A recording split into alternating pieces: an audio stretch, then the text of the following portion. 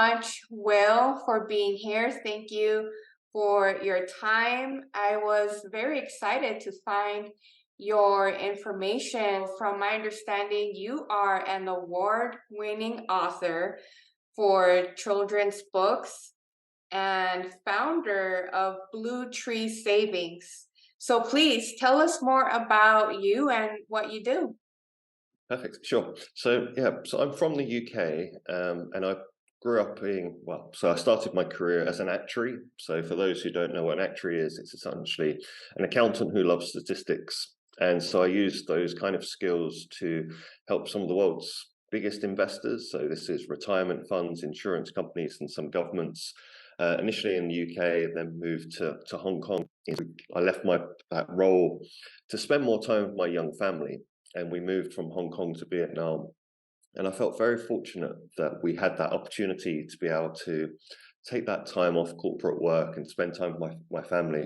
And a lot of that was to do with the fact that my wife and I have been good savers and investors for the longest time.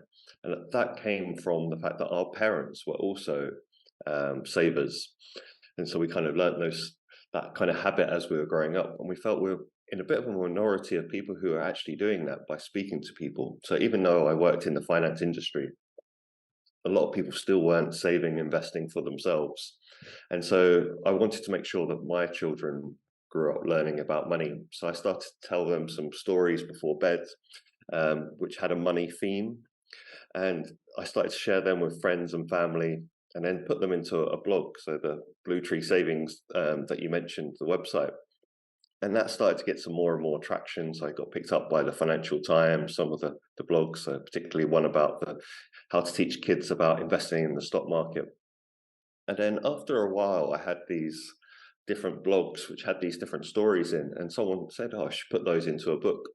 And so, so I took the little stories, changed around some of the characters, so there was some consistency, and out of that came Grandpa's Fortune Fables, which is the book, which is it's doing really well, and it's going to be translated now this year into Chinese and Vietnamese and Romanian and different languages. So I'm really proud.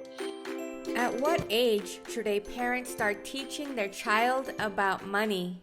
Yeah, it's a great question, because actually it's as pretty much as young as possible. And that can mean even at like 3 years old, if parents, and it's not about sitting down and giving them a lecture. Money is more about actions and habits. And so even playing games like playing shop with kids is such a powerful experience, especially now as we're kind of moving into this kind of cashless world, and they might not get to use money when they're actually growing up. So actually playing shop with them and showing that they have these plastic coins and they give over and they get the plastic, whatever fruits or vegetables they might get from the shop. They get to learn what money is about in a very simple way. But also one of the key actions about money is being patient and budgeting. And children, even at the youngest age, I know some people who they give their children, they say you can have some TV time, but and they print out some like little tokens and say, right, you can have this amount of TV, but you have to give a token for every 10, 15 minutes that you want to watch. So they have to start budgeting out when they give those tokens. And it's those little skills that can be implemented at even like, I say 3 or 4 years old, and they can start to get that and learning about being patient. And so I think those little skills are, again, the younger they learn them, the better, because it's really hard to change those as they kind of grow up. But then in terms of actual talking about money. So when my youngest was 4 years old, I introduced this concept of money being like seeds. And so I said to both my daughters, think of those seeds as money, and you can give those seeds away, and that's just like you see mummy and daddy spending that money at the shops. But if you keep some of those seeds and plant them, so that means put them in a bank account or invest. We didn't go into that detail. We just said you can plant them, and over time they can grow into this kind of these trees, and over time those trees will create more seeds and you can plant them. And so both my daughters from the youngest age, even though I say they didn't know what the planting meant and all that, but they still had this sense of over time they want to have this money and they want to kind of grow this money into this kind of financial forest. And then as they kind of got older, so my eldest was about 7 at the time when she started asking questions. It's like, Daddy, what does it mean when these kind of trees grow that we've been talking about? And then I started to introduce about what does it mean to put money into a bank account or put money into an investment account. And again, I've written many blogs about the sort of ways in which I've taught my daughters those lessons. So, for example, the investing one, we were in McDonald's in Hong Kong, and I said, "You own some of this McDonald's," and they got really excited. And that's just a very simple way of introducing what investing is. It's giving some of your savings so you own a piece of that company, and that's if that company, more people spend at that company, the more that money will grow, and the more that these trees will grow. So even from that age, and then as going up, there's different lessons that can be taught. And so again, one of my blogs, one of my most popular ones, is a kind of an age by age guide of different topics that you can teach your children, and linking to the blogs that I've written about that particular topic.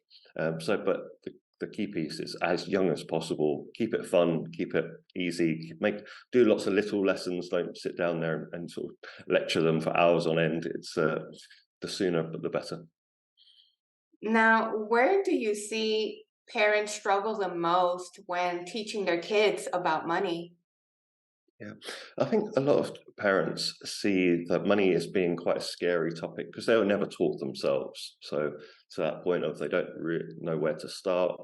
And some parents also feel that because they've never taught about money, they might be struggling with money themselves, and they might find money quite stressful. And therefore, they don't feel they want to talk about money because they might feel that it's going to be stressful for their children.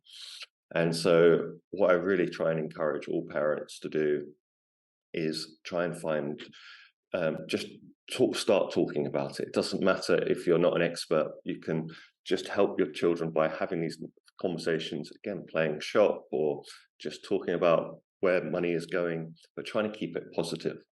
And there's so many resources. I know I've got my website, but we're starting to see more and more resources from banks or credit unions, and even some schools now are providing financial resources, and save with your children. And that might be a huge catalyst for parents to change their financial future as well. And I've seen this before. Many parents have reached out to me and said, "Oh, I started to teach my children about the bits that I've been talking about, but I've also implemented that myself." And because they're also starting to talk more positively about money with their children, again, they're starting to feel more positive about talking about it with their friends and family, but using their children as a kind of catalyst. So it's more, instead of saying to their friends, "Can we talk about money?" It's more, "What are you doing with money with your children?" And again, it just starts that conversation. And so the biggest hurdle is always that taboo nature of money.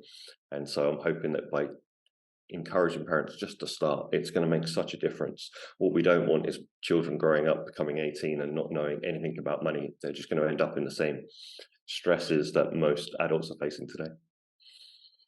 Yeah, now, would you say there's a best strategy for introducing budgeting to children?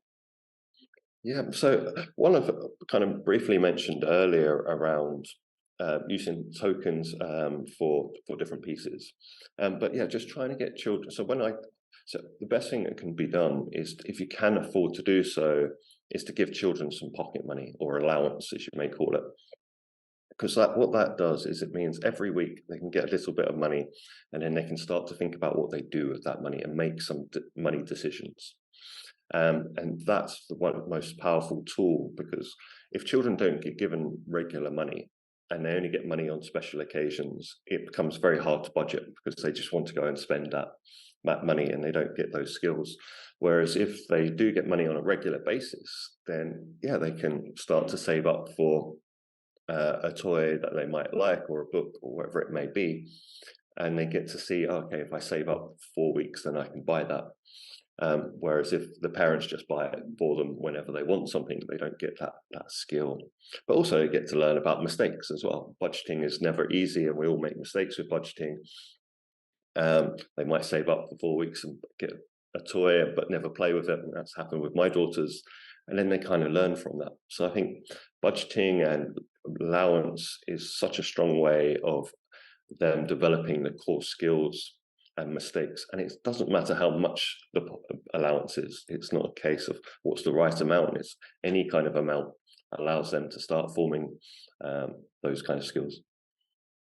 Yeah, I'm glad you mentioned that because I do remember being, I think I was 7 or 8 years old, and I started saving money that my grandparents would give me on the weekends, even if it was just small amounts that I would collect on weekends. And I ended up saving that money for a good 3 years, and it kept accumulating. And I remember being so excited at just 8 years old, having all this money that I had Yeah, saved. And it really yeah, helps as a child. I remember so vividly seeing my money and being excited that I had been so responsible at such a young age. So I'm glad that my parents encouraged me to save and not spend. oh, that's fantastic. Yeah, no, it can have a big impact, and yeah, just seeing those little bits accumulate over time. And I know lots of parents do save for their children and sort of don't tell their children about it and kind of have a surprise for them on their 18th birthday. And I always encourage them to say, if you are saving for your children, show them. It has so many benefits. It shows the kind of how it grows over time, but also it starts to give those children time to plan to what to do with that money as well. And those plans might change as they get older. But one of the mistakes is when children get given this money at 18, they feel like they're little lottery winners, and we know how good lottery winners are with their money, and it doesn't last very long. So it's, yeah, if parents are saving on behalf of their children, yeah, make sure their children know about it, and so you get that excitement that, as you've just mentioned.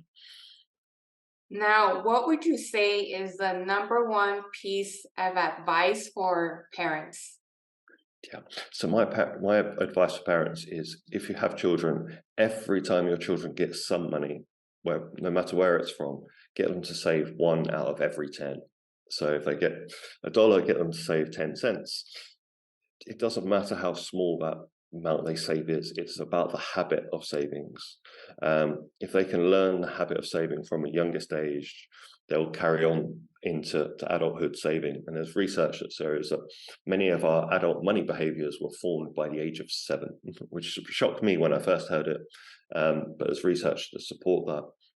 And so if we can get children every time they get money to save just that little piece, they'll just carry on doing that. And it's the habits that really derive what our financial futures are like. It's not how many financial books we read and all the jargon that comes along with finance, it's the actions. I know lots of people who know read every book, but they don't take the actions, and it's those actions. And again, if they learn to save that 10%, they'll see it build up. So they're more likely to look after their money when they're older, less likely to use debt, less likely to gamble, less likely to get scammed, more likely to see the benefits of patience. And in my mind, patience is the superpower of the wealthy. So it's that simple action. And I think a lot of people also think, oh, that's too easy. They want something harder when it comes to money. They think it should be clever, but it's not. It's doing the simple things really well for a long period of time is what makes. If you see most of the wealthy people in the world today, they've just done simple things consistently for a long, long time. And so we can, if I can speak to all parents and say one thing, it will always be just encourage your kids to form that habit, and I'm sure it will change their financial future. Perfect. Thank you so much, Will. That concludes our interview. I know this information is extremely valuable for both children and parents. And if any of you are interested in learning more about Will and his books and blog, please view the description below. And again, thank you so much, Will, for your time. Thank you very much for having me. It's been a pleasure.